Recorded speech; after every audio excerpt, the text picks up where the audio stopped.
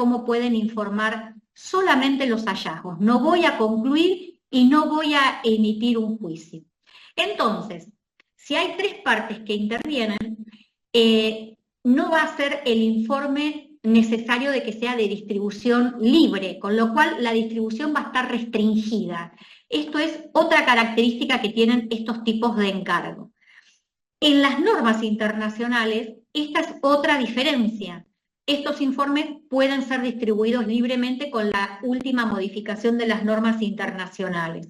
Acá en Argentina decimos que la distribución tiene que estar restringida porque cualquier persona, cualquier lector de esta información que no sea avesado, puede ser que lea el informe y que entienda que es una auditoría o que interprete que es una revisión cuando en realidad no lo es. Entonces, para que no haya malinterpretación, lo que se hace es restringir el informe.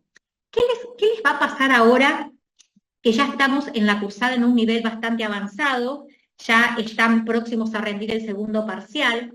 Les va a pasar que, o les está pasando, que estamos viendo informes, no solamente de auditoría, sino informes de revisión, informes de estados contables especiales, informes de gases de efecto invernadero, de balance social. Digo, realmente tenemos una gran cantidad de informes y siempre recomiendo que la manera de estudiar estos informes es que sepan la estructura de un informe de estados contables con fines generales. La estructura la tienen que saber, ¿no? La estructura y qué contiene cada uno de los párrafos del informe.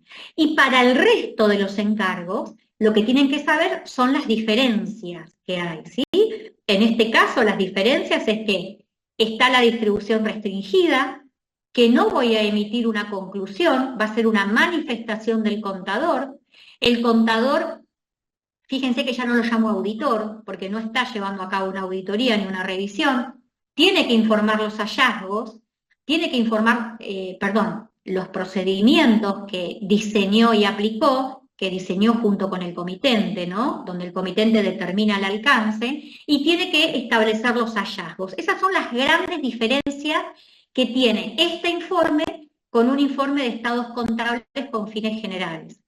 Y porque la naturaleza va a ser distinta, el propósito del encargo va a ser otro. En una auditoría de estados contables con fines generales son los estados contables, y acá ya estamos viendo que es una participación accionaria, o podemos ver un crédito de una organización, podemos ver un pasivo omitido.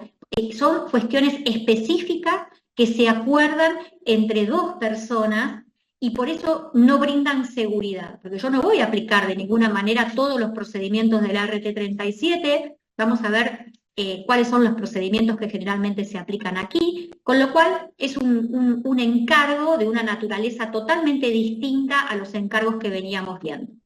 Bueno, vamos a continuar.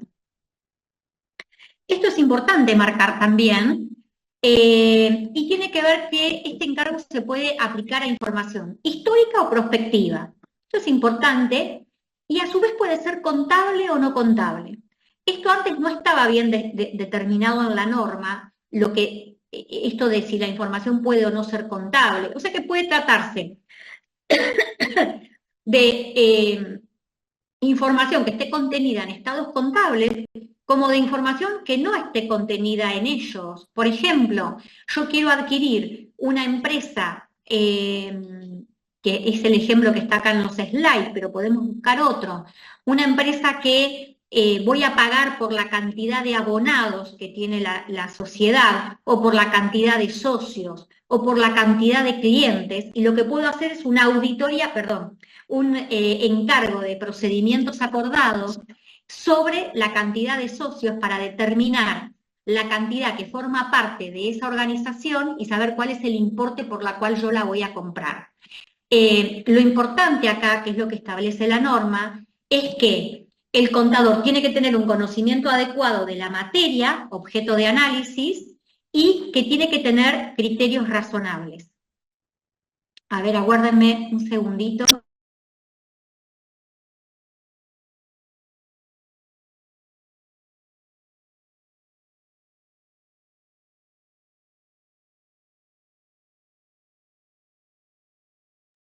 Perdón, entonces, en el caso de que la información no sea contable, el contador tiene que tener un conocimiento adecuado de la materia, objeto del análisis, realmente saber qué es lo que, sobre qué va a aplicar procedimiento acordado, o sea, básicamente que esa materia sea medible y que sobre esa materia se pueda aplicar procedimientos de auditoría, ¿no? Y acá un poco reforzamos lo que veníamos hablando, es que solamente voy a presentar los hallazgos, con lo cual no voy a emitir una opinión, no voy a emitir un juicio técnico, por lo cual no voy a agregar ningún grado de seguridad al trabajo que yo estoy realizando. Esto ya lo vimos, estábamos hablando cuál es esta relación tripartita, dijimos que era el comitente, el contador y un tercero, y esto ya también lo hablamos, que la suficiencia de los procedimientos y el alcance tiene que estar por escrito y es responsabilidad del comitente. Esto va a quedar definido en el informe. Recuerden que en el informe todas estas cuestiones tienen que quedar por escrito. En el informe vamos a ver que vamos a dejar bien en claro que no es auditoría, que no es revisión de estados contables, que es un procedimiento acordado y por lo tanto el alcance y la suficiencia de los procedimientos es responsabilidad del comitente. Yo soy de repetir un poco los conceptos, pero lo importante es que vayamos teniendo claro las distintas características de cada uno de los encargos, hasta pueden realizar un cuadro sinóptico si quisiesen, entonces ustedes pueden tener en una sola hoja o en un par de hojas, pueden tener las principales diferencias entre uno y otro encargo y les va a ser de mucha utilidad para el tercer parcial. Entonces, los ejemplos, por ejemplo, habíamos hablado de que puede ser un procedimiento para detectar pasivos omitidos, también lo puedo utilizar si quiero comprar una organización. También se utiliza, y lo he visto en trabajos para analizar los riesgos heredados cuando yo quiero fusionarme con otra organización, quiero analizar sus riesgos, el proceso de identificación y valoración de riesgos. Realmente es una apertura que tenemos como contadores que actuamos en auditoría, revisión y en otros servicios relacionados, que es muy importante. Esto nos genera mucho trabajo a nosotros o muchas oportunidades de trabajo y de poder realizarnos profesionalmente en otras cuestiones que no tienen que ver principalmente con una auditoría, ¿sí? Sino que son temas totalmente ajenos a una auditoría, son temas especiales que le importan al comitente y que para eso contrata a un contador para realizar estos procedimientos que se acuerdan en común. Entonces, uno puede ser detectar pasivos omitidos de registrar. O sea, yo voy a comprar acciones en una compañía y realmente quiero saber si tiene pasivos omitidos, quiero saber sus ratios de liquidez, de solvencia. Se puede hacer sobre cualquier tema, digo, no hay una restricción en el tema o en la naturaleza para llevar a cabo estos tipos de encargos, por eso en la profesión decimos que abre a muchas posibilidades por parte del contador. Se puede verificar la veracidad de las cuentas a cobrar, pensemos que en el caso de una empresa que tiene un concurso preventivo, y yo soy, en el ejemplo, soy un acreedor, hay que ver cuál es mi categoría, si soy coreografario, si soy privilegiado, y antes de presentarme a exigir mi crédito, podría solicitarle a un contador que verifique la veracidad de las cuentas a cobrar, ¿sí? Y el tercer caso, otro ejemplo, ya lo di hablando hace un rato con ustedes, que podría ser el tener que trabajar sobre los socios o sobre los abonados o sobre cuestiones que no son contables dentro de la organización. Bueno, a ver, guárdenme un segundito, que me dio un poco de calor. Vamos a continuar. Debe haber problemas que siguen incorporándose gente. Recuerden que tienen que registrarse con legajo, nombre y apellido y la comisión a la cual pertenecen. Yo después de dar la clase paso la asistencia a los profesores, así que por favor. Bueno, y dijimos que era por escrito, que esta es otra gran diferencia que tiene con los otros tipos de encargos que veníamos viendo, donde no era necesario que sea por escrito, aunque todos sabemos que es de gran importancia que así lo sea. Se tienen que pactar 6 grandes cuestiones que son las que marcamos acá.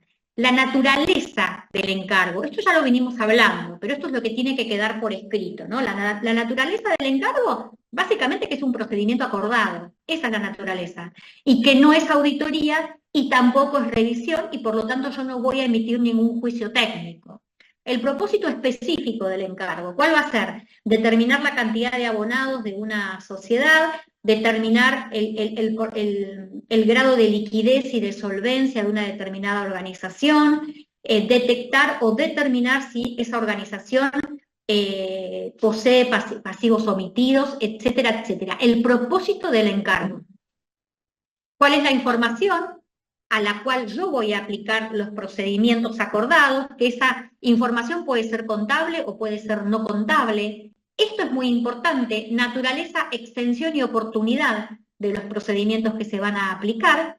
¿Cuál va a ser la forma prevista en el informe? ¿Qué quiere decir esto? La forma prevista en el informe ustedes van a ver, para trabajar con los modelos de informe, tienen que ver el informe número 22, recuerden que el informe número 22, que tiene los modelos de informe de la FAPSE, fue modificado, fue actualizado y revisado a noviembre del 2023, y ustedes tienen que tomar ese, que es el que está subido al AU24, para ver los modelos. En lo personal, a mí me sirve ver modelos de informe, porque uno va leyendo la teoría, me escucha, me va escuchando a mí o a algún otro profesor, y después leyendo los distintos tipos de informe, que justo en este apartado no hay muchos ejemplos de informe, pero los hay, uno puede ir viendo cuáles son las cuestiones que son diferentes y puede ir marcando esas cuestiones diferenciales, y eso ayuda al estudio y tiene que quedarse con eso, con lo que es distinto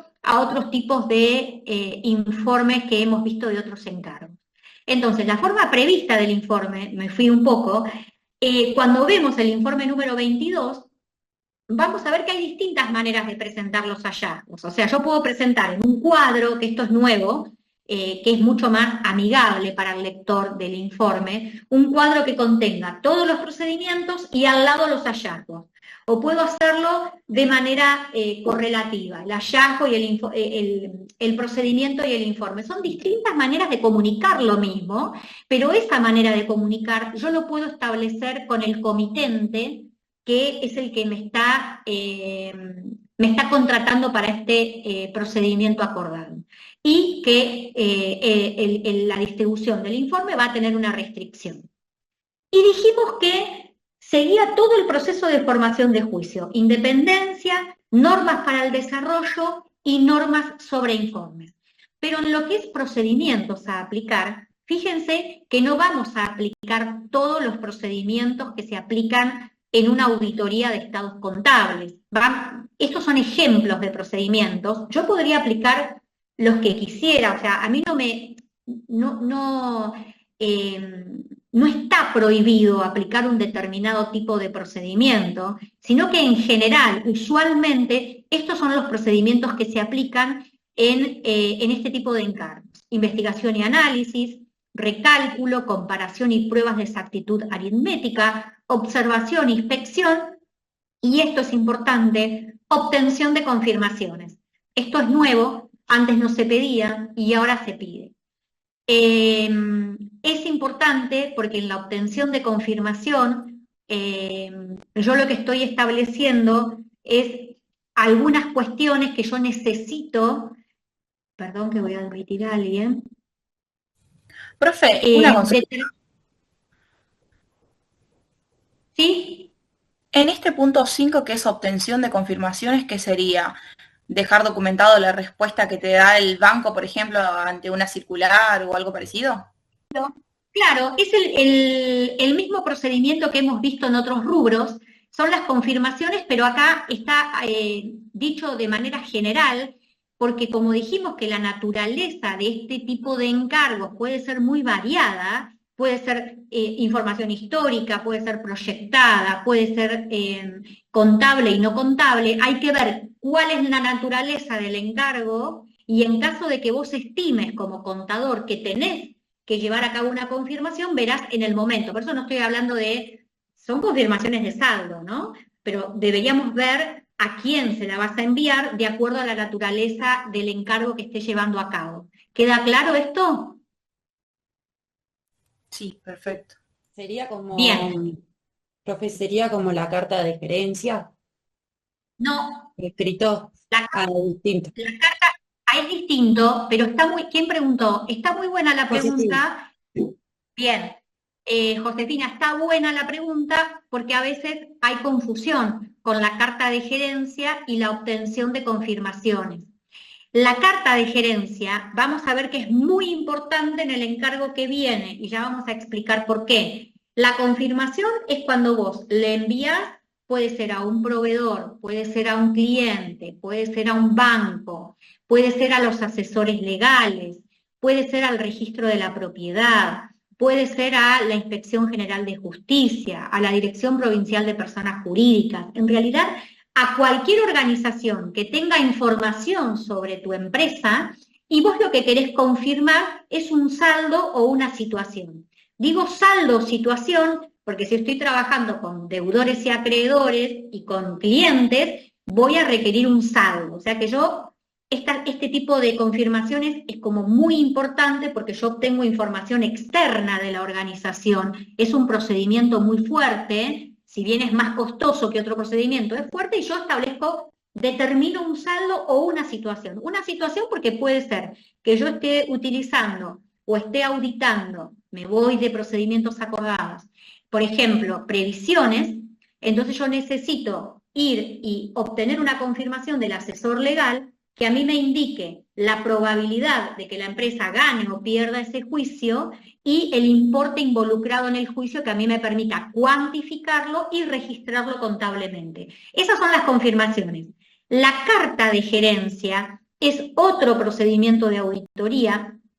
Acá no lo dice, pero yo podría llegar a pedirlo si es necesario, porque yo les dije que era un ejemplo de procedimientos típicos que se aplicaban, pero no significaba que me prohibiera aplicar otros.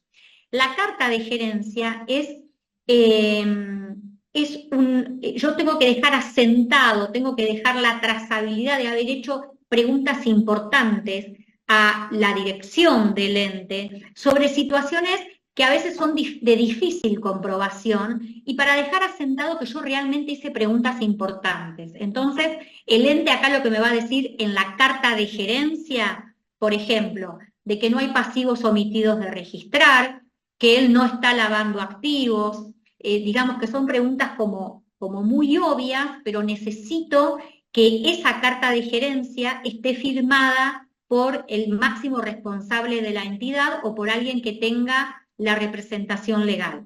La carta de gerencia por sí misma no me permite validar algo, ¿se entiende? La carta de gerencia yo no puedo decir, bueno, por ejemplo, para validar la existencia o la inexistencia de pasivo omitido, el único procedimiento que voy a usar es la carta de gerencia. Eso no sería correcto. La carta de gerencia a mí me permite complementar un procedimiento para poder obtener evidencia o validar la existencia o lo que yo esté validando, pero de ninguna manera es un único procedimiento que me va a permitir formarme juicios, ¿se entiende? Acá en la obtención de confirmación sí me va a permitir validar la afirmación de existencia, en el caso de una confirmación a tercero, por ejemplo. Y recuerden, no me quiero ir de tema, pero ya que está, repasamos un poquito acá, en las confirmaciones, en caso de no obtener respuesta, siempre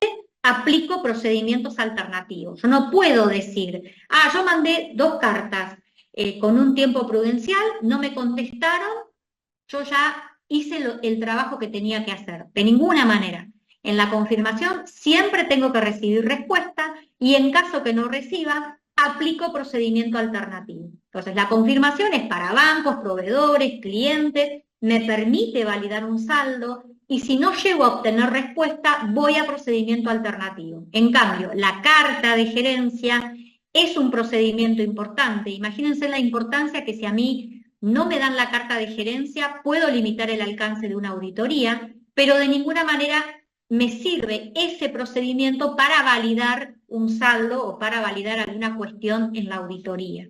Necesito complementarlo con otro procedimiento porque solamente es tomar y dejar registrado que el auditor realizó preguntas importantes a la organización. ¿Se entendió, Josefina? Sí, profe, gracias. De nada. Bueno, vamos a seguir. Ay, perdón, que quiero sacar esto que me está molestando.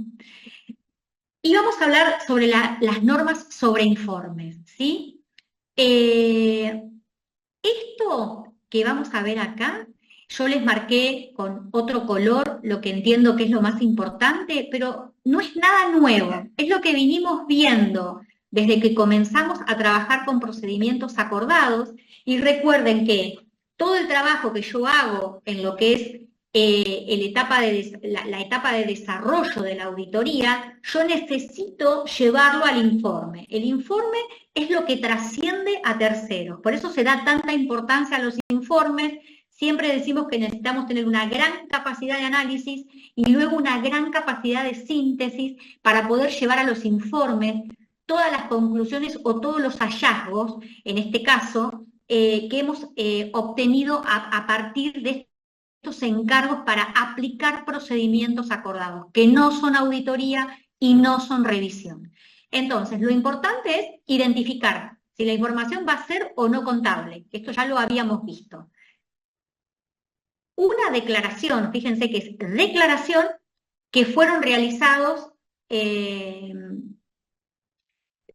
o los procedimientos que yo llevé a cabo son los que se acordaron con la parte contratante. Esto es muy importante porque después vamos a decir que la parte contratante es la responsable del alcance y de la suficiencia de esos procedimientos. Un listado de los procedimientos y un listado de los hallazgos, que debe venir un poco más adelante y que vamos a ver un ejemplo de cómo lo podemos demostrar. Ya dijimos que hay que dejar bien expresado que no es auditoría, no es revisión, por lo cual no voy a expresar ningún grado de seguridad.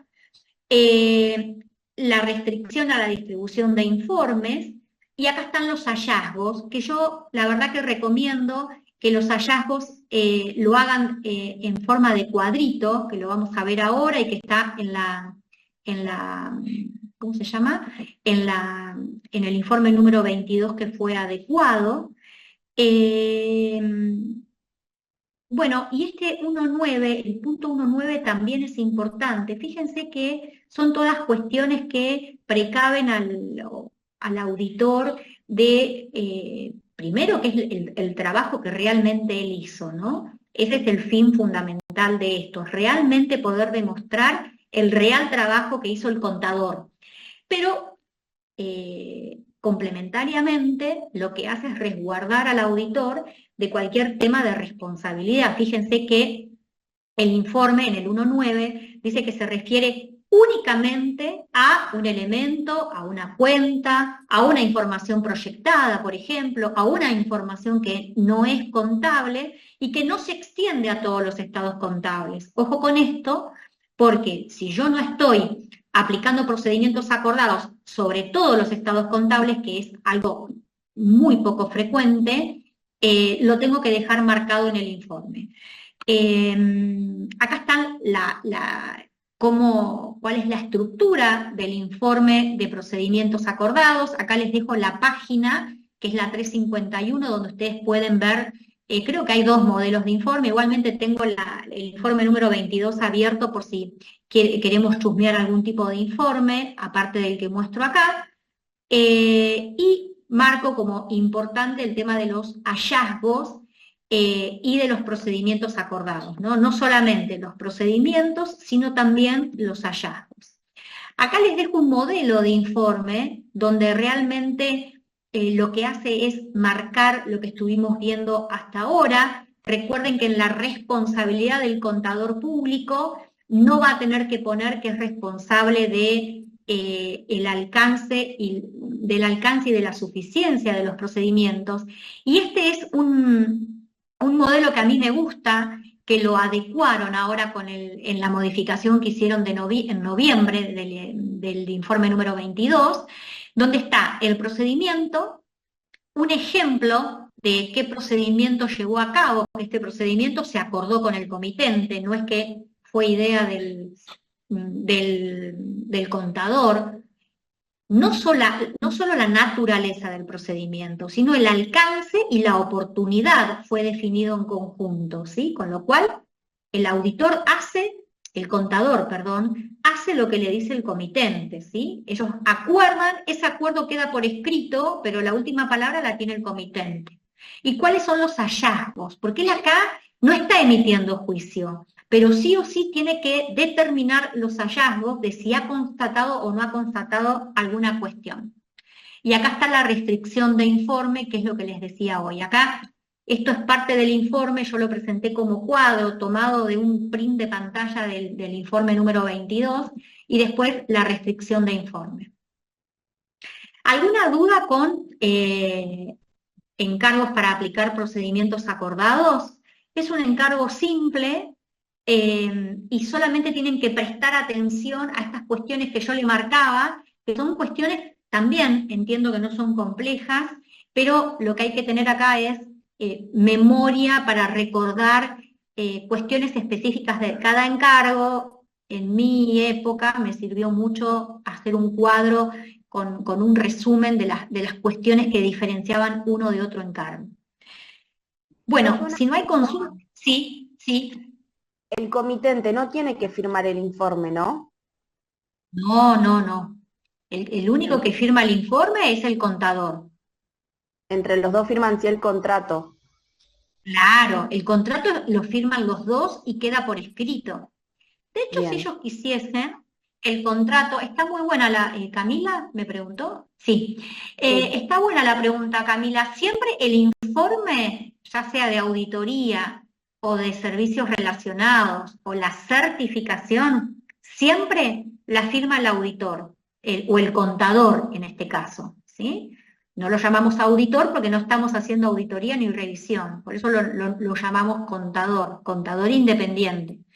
Y ellos sí firman el contrato, este contrato que yo te dije que se exige que sea escrito, y que acuerden estas 6 condiciones que hablábamos hasta hace unos momentos. Lo firman los dos. Y él, si quisiese, podría agregarlo como anexo. No hay nada que le prohíba a él agregar como anexo. Recuerden que la nueva RT37, a vos en los modelos de informe, la misma palabra lo dice, modelo de informe. Son modelos que vos podés adecuar. Por supuesto que hay cuestiones que tenés que cumplir, y los párrafos los tenés que cumplir, pero de ninguna manera la nueva RT37 te indica cuál es el orden de los párrafos. El único orden que vos tenés que cumplir es el de opinión, en el caso de una auditoría, y fundamentos de la opinión, donde se invirtió, digamos, y es lo que primero se muestra. Pero luego vos podrías elegir, como vos sientas que mejor va a ser recibido por el lector de ese informe, la manera en que vas a mostrar la información. Entonces, yendo a tu pregunta, solamente lo firma el contador, cualquier tipo de informe que realice o certificación, y todo lo que se firme con el comitente, en este caso, va a ser firmado por los dos y puede o no ser presentado como anexo al informe de auditoría. ¿Quedó claro, Camila? Perfecto, profe. Sí, gracias. Bueno, genial. Bueno, vamos con encargos de compilación, que también es un tema que no es complejo para nada. Algunas cositas ya adelanté, porque no soy un poquito ansiosa, así que alguna cuestión que otra adelanto. Las mismas características que encargos para aplicar procedimientos acordados. No es auditoría, no es revisión, no brinda seguridad, ¿sí? Entonces, ¿Cómo se define el encargo de compilación? Fíjense que es un contador que aplica conocimientos especializados de contabilidad y preparación de información contable. ¿Para qué? Para actuar de facilitador y darle a la empresa estados contables que estén bien presentados. ¿Qué quiere decir? Que lo que hace es tomar información que está, se me fue la palabra, información que tiene mucho grado de detalle y que lo que hace es presentarla de manera resumida, la clasifica, la resume, lo que hace es esos estados contables, todos esos registros contables, los prepara de acuerdo a las normas de presentación, a las normas de exposición de las normas contables profesionales. Y acá dice que lo que hace es utilizar conocimientos especializados de contabilidad. Y siempre decimos que la auditoría hace el camino inverso a la contabilidad, que es lo que llamábamos pista de auditoría. O sea que el auditor lo que hace es partir de los estados contables y va siguiendo toda esa trazabilidad hasta llegar a los comprobantes. Entonces, esa expertise que tiene el contador de tener que conocer la contabilidad para después poder auditar, es utilizada para un encargo de compilación. El encargo de compilación es distinto al encargo de teneduría de libros y es distinto al encargo de auditoría. O sea que a mí me pueden contratar para un encargo de compilación, esto es, me están dando información con mucho grado de detalle, me están dando los mayores, por ejemplo, y yo los tengo que presentar cumpliendo las normas contables de exposición, la NUA, en la parte de exposición, y hacer la presentación de estados contables cumpliendo con las normas. Eso es la compilación, nada más que eso. Es llevar información que está desagregada a información que está con menos grado de detalle y que cumple con las normas contables de exposición. Solamente es eso. La teneduría de libros puede incluir o no la compilación. La teneduría de libros es la registración contable, el armado de los mayores, y si me piden la compilación, yo paso de los mayores a el estado de situación patrimonial y todos los estados que conforman los estados contables profesionales. Entonces, una cosa es teneduría de libros, otra cosa es encargo de compilación. ¿Por qué también es distinto? Porque el encargo de compilación implica un informe de compilación. Yo voy a tener que emitir un informe de compilación donde voy a decir que compilé los estados contables. Ahora, ¿qué pasa? Dijimos que la compilación también es distinta a la auditoría. Acá puede pasar que la misma persona que compila los estados contables sea la misma persona que audita los estados contables. En este caso, solamente va a presentar el informe de auditoría, porque si es el mismo el que compila que el que audita, no es necesario, sería redundante presentar dos informes, el de compilación y el de auditoría. En general, en los estudios de auditoría o en los estudios contables, la auditoría incluye la compilación, ¿sí? Lo que puede diferir es quién hace la teneduría de libros de quién hace la auditoría. Esto lo podemos ver en las grandes empresas. En la pequeña empresa, en la PYME, que es el 99% de las empresas en Argentina, el mismo contador que lleva la teneduría de libros es el que realiza la compilación y la auditoría de estados contables. Recuerden que esta situación en cualquier parte del mundo generaría un conflicto de interés. En Argentina es aceptada siempre y cuando estas tareas del contador sean remuneradas a través de honorarios profesionales. Entonces, compilación, llevo los estados contables o toda esa información contable desagregada, la llevo a una presentación que cumple con las normas contables de exposición contable. De presentación, de exposición, de presentación contable, de clasificación, ¿sí? Clasifico esa información y lo presento. Entonces, luego de la compilación viene la auditoría. La compilación la puede llevar a cabo el mismo contador que realiza la auditoría y el mismo contador que hace que hace la contabilidad, ¿sí? La teneduría de libros, o puede ser realizado por otra persona.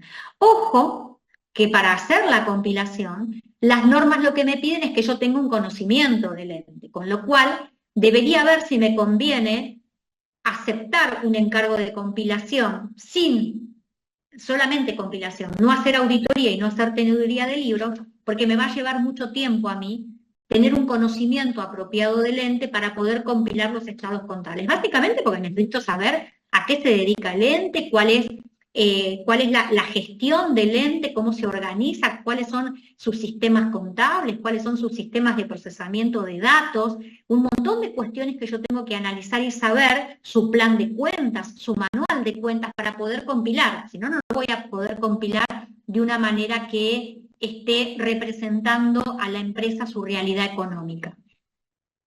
Y esta información y presentación contable es de conformidad a un marco, que es lo que les explicaba recién, ¿no? Ese marco son las normas contables profesionales de exposición. Entonces, lo que hacemos es reunir, resumir y clasificar esas afirmaciones que están contenidas en los balances de saldos, ¿sí?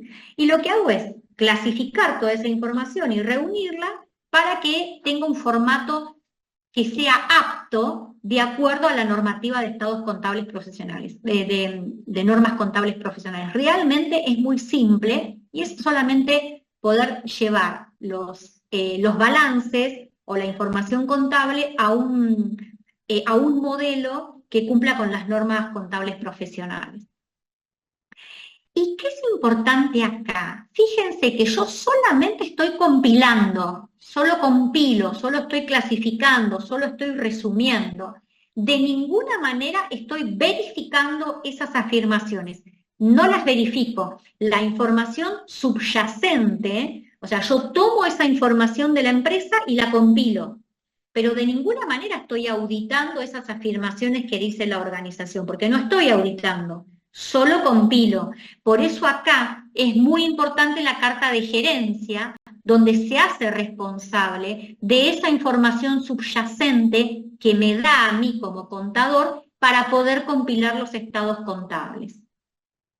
Puede ser con fines generales, puede ser con fines específicos. Ahora vamos a ver en un rato que los estados contables con un fin específico hay que cumplir determinadas cuestiones que no son complicadas, y el requerimiento del marco de información contable, como bien dice acá, determina la estructura y el contenido de la información contable, claramente, ¿no? De acuerdo a la norma que yo esté aplicando y de acuerdo a cómo yo esté aplicando la norma, por ejemplo, si soy una pequeña empresa o una gran empresa, la manera de presentar mis estados contables puede llegar a diferir, con lo cual también va a diferir el trabajo de compilación.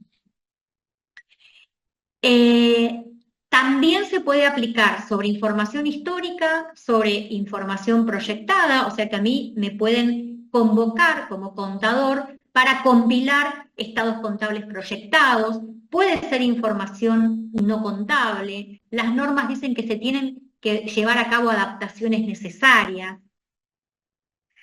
Y bueno, después lo que quería marcar acá es que como utiliza información subyacente que se lo da a la empresa, el contador le va a pedir a la organización una carta de gerencia que lo vamos a ver seguidamente. Acá estaba explicado que el encargo de compilación es distinto a la teneduría de libros, ya lo explicamos a esto. Recuerden que el encargo de compilación implica y tiene como resultado un informe de compilación, excepto que sea el mismo contador el que compila y el que audita. Y recuerden que en la PYME, el contador que lleva la teneduría de libros generalmente es el mismo que compila y generalmente es el mismo que realiza la auditoría de los estados contables. Para cada uno de estos encargos va a tener que emitir una facturación por honorarios distinta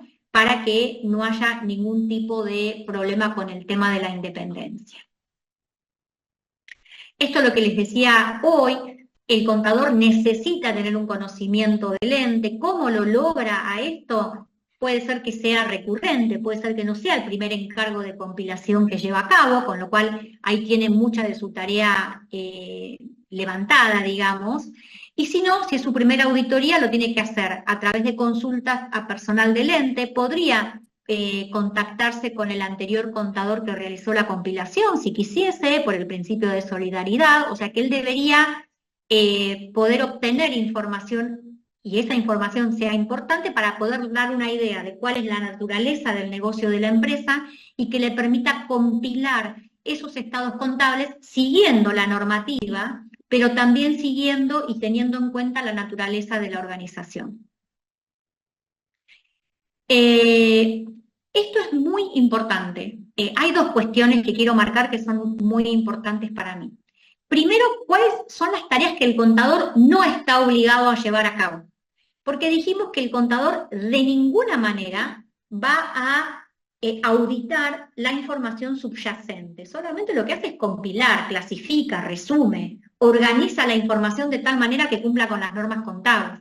De ninguna manera audita. Entonces, no va a realizar consultas a la dirección o a un gerente. A la dirección estamos hablando al gerente general, a un director, a un gerente financiero, a un gerente de legales, para evaluar la razonabilidad y la confiabilidad de la información suministrada. A mí me dan esa información y yo ya presumo que esa información es razonable y es confiable. De ninguna manera la voy a auditar, solamente compilo.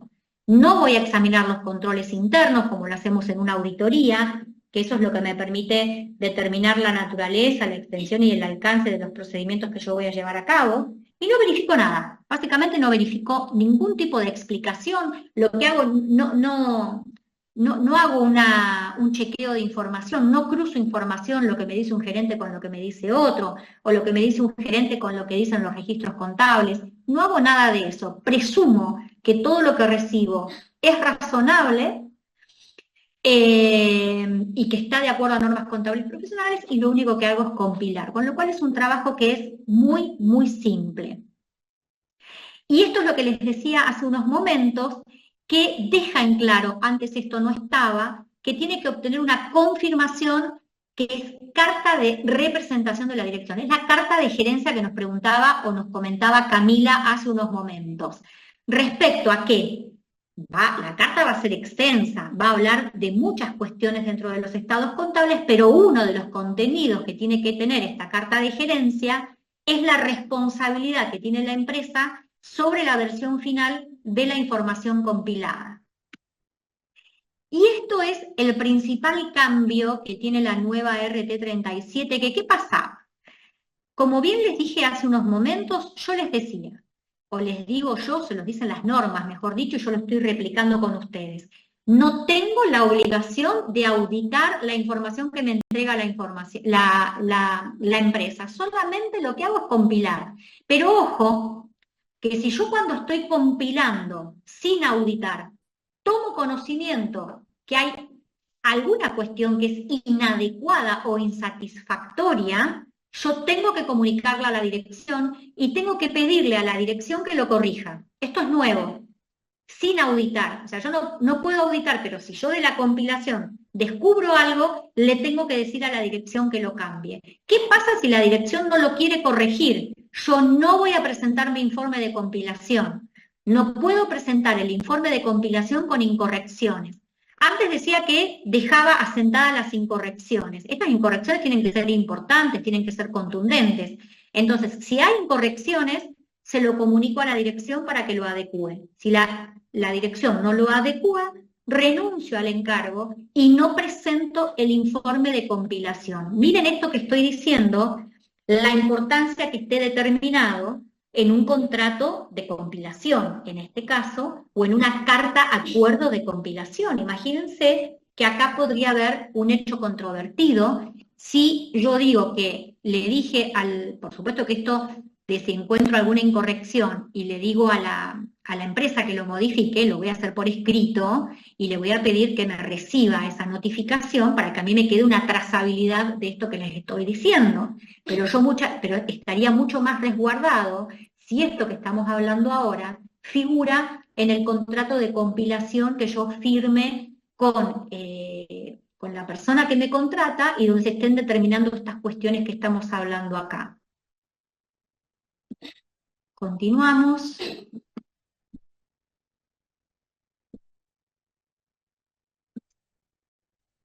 Bueno, esto ya lo dijimos que si me contratan para compilar y para auditar, va a haber un único informe que va a ser el de auditoría y que de ninguna manera ya carecería de sentido, digamos, acompañar uno de compilación con uno de auditoría. Caso contrario, va a tener dos informes, el de compilación y el de auditoría, y cada uno va a estar firmado por un contador distinto, ¿no? En caso de que difieren. Bueno, ¿cuáles son los elementos adicionales del informe? No son otros de los que vinimos hablando hasta el momento, ¿no? Lo importante es que el contador compiló la información, eso significa que no la auditó ni tampoco la revisionó. Es importante identificar el marco de información aplicable, cuáles son las normas contables que utiliza el ente y que tienen que ver con la presentación para poder compilar los estados contables. Se tiene que indicar el título de cada elemento de la información contable, está marcado el 14.1 o el 1.4.1, está marcado como más importante porque esto es lo que estamos hablando ahora, que tiene que ver con el alma de esto, ¿no? Yo estoy compilando, no es un encargo de aseguramiento, no estoy brindando seguridad, con lo cual no requiere que el contador verifique la exactitud ni la integridad de la información proporcionada por la dirección. Imagínense que de ninguna manera brinda seguridad, ¿no? En una auditoría yo estoy emitiendo un juicio técnico, estoy opinando, y acá solamente lo que hago es compilar. Entonces no va a expresar una opinión ni una conclusión de revisión. En el caso de que hoy les decía que puede ser con fines generales o con fines específicos, la información contable, si es con fines generales hay que definir cuáles van a ser los usuarios que se va a destinar el informe y cuál va a ser el marco de información contable específico para ese fin. Por ejemplo, un contrato de franquicia, y el usuario es quiénes son las personas a las cuales se va a dirigir el informe de auditoría. Como en el encargo para aplicar procedimientos acordados, acá tenemos la estructura del informe del auditor. Fíjense que habla de una manifestación profesional, no está diciendo de ninguna manera que está emitiendo una opinión. Pueden encontrar, acá vamos a ver un ejemplo nada más, pero pueden encontrar otro ejemplo en la página 363 del libro. Esta parte no cambió, con lo cual la dejé igual que el año pasado. Fíjense que el objetivo es compilar, pero toma como base la información suministrada por la dirección, ¿eh? Entonces, la dirección es responsable de esa información, que es la información que obtuvo el contador para poder compilar. La responsabilidad es compilar de acuerdo a normas sobre encargos de compilación, ¿sí? Y siempre cumple con las responsabilidades que tienen que ver con la ética y con la independencia. La manifestación profesional, lo importante es que los procedimientos establecidos para una compilación no me permiten expresar ninguna seguridad sobre la información contable, ¿sí? Y el informe sobre requerimientos legales y reglamentarios. En el informe 22 tienen dos modelos de informe más que hablan sobre compilación de estados contables de una cooperativa, y van a ver uno que tiene hallazgos de auditoría y otro que no tiene hallazgos de auditoría. Bueno, y para finalizar, ¿alguno tiene alguna consulta para hacerme de encargos de compilación? ¿Hay alguien que tenga alguna duda?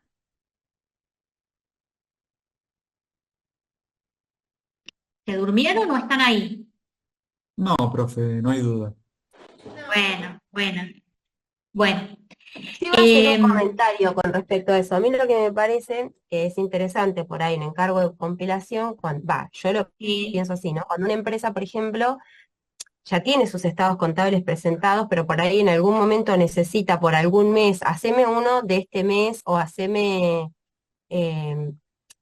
haceme una compilación de 2 meses, por ejemplo, cuando yo en realidad esa empresa hace los balances anualmente. Entonces decís, bueno, por eso se hace una compilación, el mismo auditor tiene conocimiento, entonces está y lo puede, y no asevera, pero sí ya sabe y puede detectar errores. Me parece que puede surgir por ahí un encargo de compilación. No es que voy a llamar. Pero claro que sí, Erika, está perfecto lo que decís. Hay empresas que presentan solamente anuales y recuerden que los estados contables, como bien dice Erika, tienen que tomarse como base para tomar decisiones.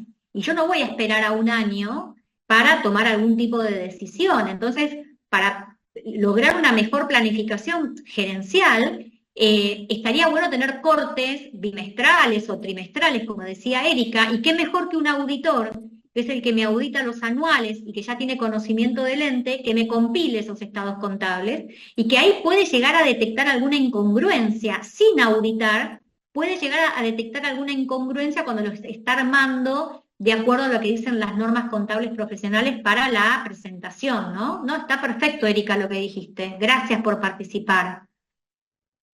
No, por favor, profesora, gracias a usted. Bueno. Otros servicios relacionados, informes especiales no incluidos en el capítulo 5. Estos informes, perdón,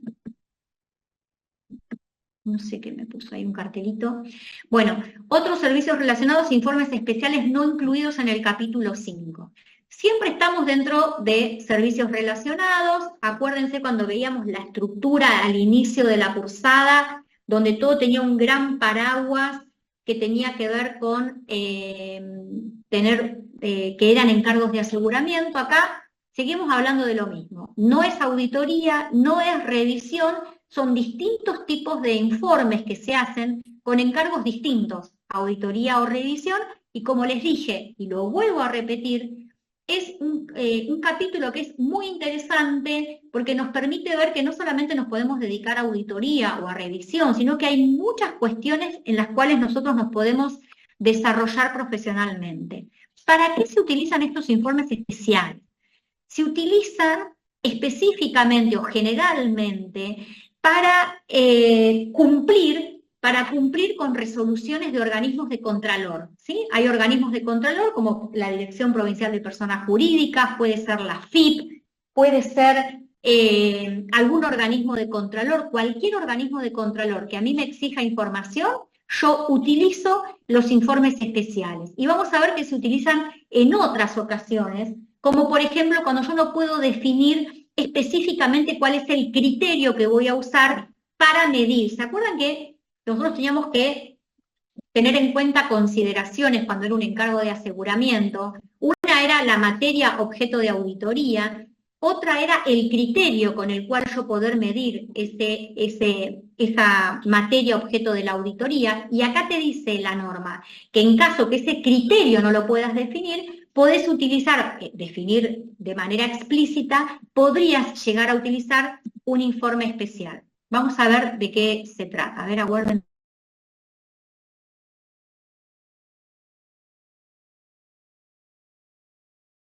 Bueno, vamos a ver de qué se trata. Tengo un cachorrito que por ejemplo, no en quiere este que caso dé sería clase. como, perdón, Sí, sería como un requerimiento cuando hay que complementar un requerimiento a la FIP, una cosa así, sería un informe. Claro.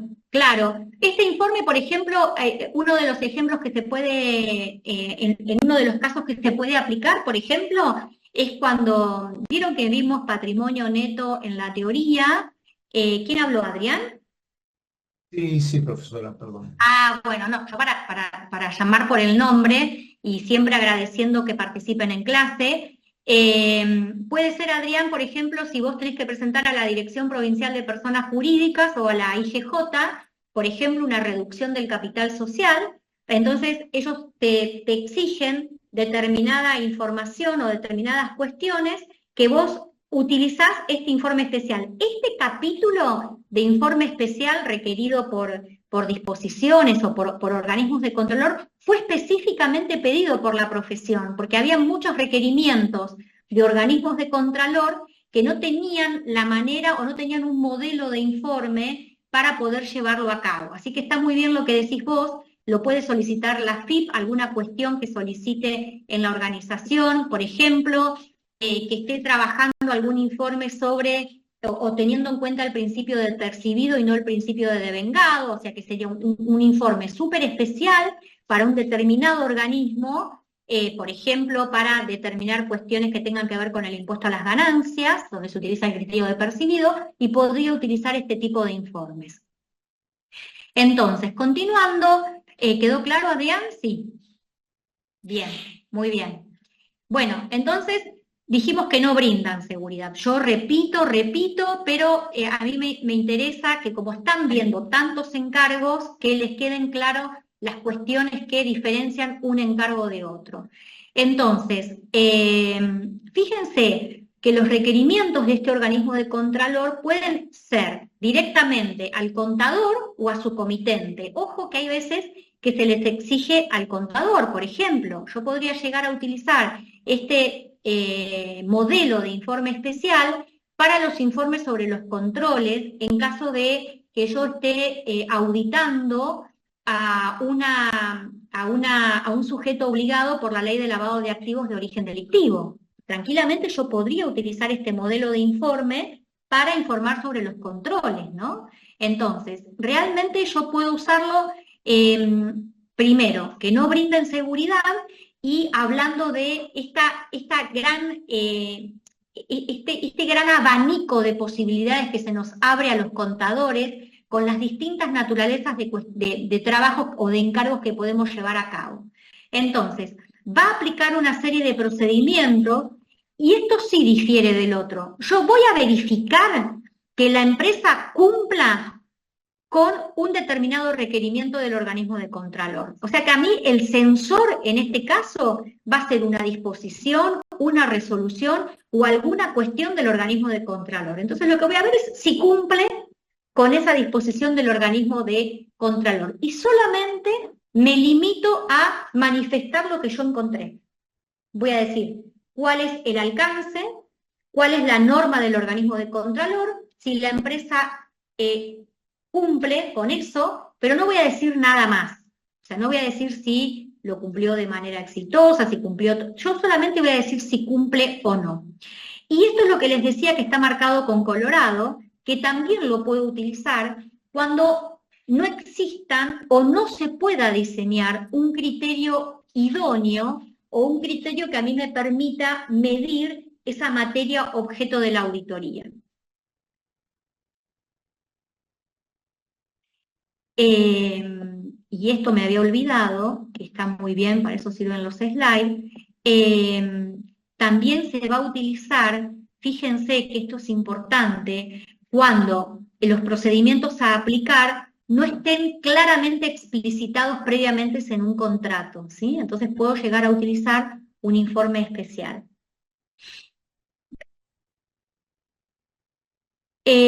Acá les dejo un ejemplo que estaba de antes, que puede ser al Banco Central. Fíjense que siempre estamos hablando de un organismo de contralor, ¿sí?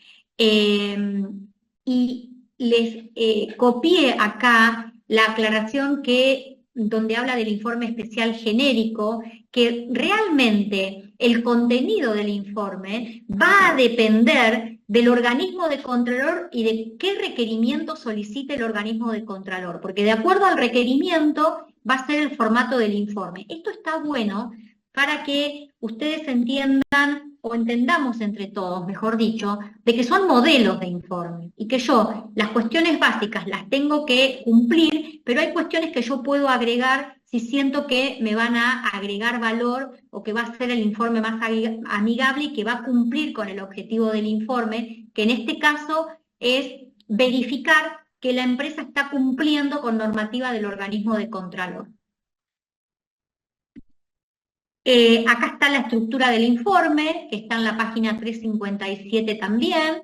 Fíjense que habla de manifestación profesional, fíjense que está restringido el uso del informe porque es un informe especial, y si lo lee cualquier persona que está por fuera de este acuerdo entre partes o de este requerimiento, puede haber una cuestión de entender que hay es una auditoría o que puede confiar en esos estados contables y en realidad es solamente un requerimiento al organismo de Contralor. La Comisión Nacional de Valores pide muchas cuestiones a las empresas cotizantes y que se utilicen estos informes.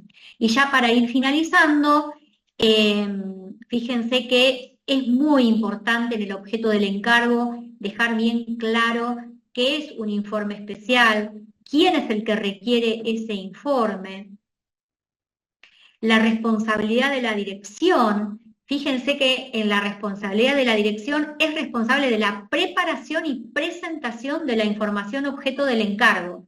Esto es muy importante dejarlo aclarado. ¿Cuál es la responsabilidad del contador público? ¿Cuál es la tarea del profesional? Fíjense, hacia el final de la tarea profesional no constituye una auditoría o revisión de estados contables, ni otro encargo de aseguramiento. Y como en todos los encargos que vimos hoy, que son 3, tiene que dejar asentado cuáles son los procedimientos que llevó a cabo, cotejar, recalcular, describir los procedimientos de manera detallada. Acá en la manifestación profesional les dejan alternativas. Estas alternativas son nuevas, no estaban antes, o no estaban así presentadas. Hay una alternativa 1 que tiene que ver con el cumplimiento normativo de la información objeto del encargo. La alternativa 2, donde la manifestación está relacionada con la determinación de la información. Fíjense que en la primera es cumplimiento normativo de una información que me dio la empresa. En la segunda alternativa, yo estoy manifestando, mi manifestación está relacionada con la determinación de la información. Esa determinación, en la determinación de esa información va a intervenir el contador, ¿sí? Y después la alternativa 3 y 4 es información objeto del encargo donde no hay hallazgos y en otra que hay hallazgos, ¿sí? Son distintas alternativas que se pueden presentar. Y en este caso, en el informe especial, creo que hay 2 ejemplos más que ustedes, si tienen tiempo, pueden ver del informe número 22 para ejercitar las cuestiones que son diferenciales. Hay una alternativa que lo pueden presentar de esta manera o lo pueden presentar de esta manera a través de un cuadro. Esta es la manera que me gusta a mí, donde tengo el procedimiento realizado y el hallazgo que afecta a la información objeto del encargo. Acá les dejo ejemplos de procedimientos que pueden llevar a cabo, porque vimos algunos, pero fíjense todos los procedimientos que pueden llevar a cabo. Examen de actas de asamblea y consejo de administración, revisión comparativa. Realmente hay muchísimos procedimientos que pueden llevar a cabo, pero son procedimientos simples. No son los procedimientos que se llaman de profundización, ¿sí? Son procedimientos más simples, consultas, cotejo, comprobar algún tipo de documentación. Con esto terminamos la unidad de hoy. Es una unidad, como les adelanté al inicio de la presentación, que no es una unidad compleja. Díganme ustedes si tienen alguna consulta para hacerme.